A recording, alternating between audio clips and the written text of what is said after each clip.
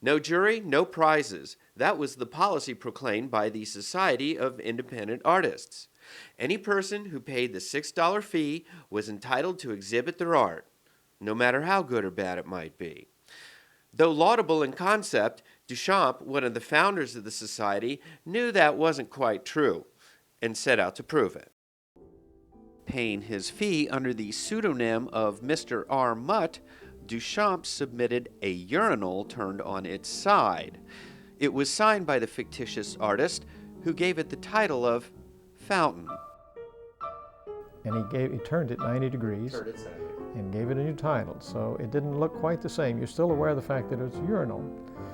But you were looking at it from a different perspective physically, and with the title, you're looking at it with a different perspective intellectually and maybe emotionally.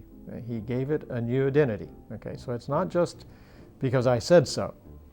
4 days after the United States declared war on Germany, the first annual exhibition of the Society of Independent Artists opened to a crowd of thousands at the Grand Central Palace. It was almost twice the size of the Armory show, boasting almost 2 miles worth of art. But there was no fountain to be seen, and discreet questions were being asked in certain quarters. The day it was rejected, the day they held an emergency meeting and decided they couldn't show such an indecent object, the press reported it right away. That this work submitted by R. Mutt, they didn't know it was by Duchamp at the time, was declared indecent for public exhibition and withheld from the show. The next day, the Society issued a statement declaring that Mr. Mutt's fountain was, quote, a very useful object in its place, but its place is not in an art exhibition, and it is by no definition a work of art, unquote. So it's really, kind of a question of the setting. If you were to turn the urinal upside down in one of the Universal Expositions, it would be perceived as a mistake because it would defeat its function, right? But within an art context, if you turn it upside down, you're ridding it of its functional origins, okay, and asking spectators to look at it as an object.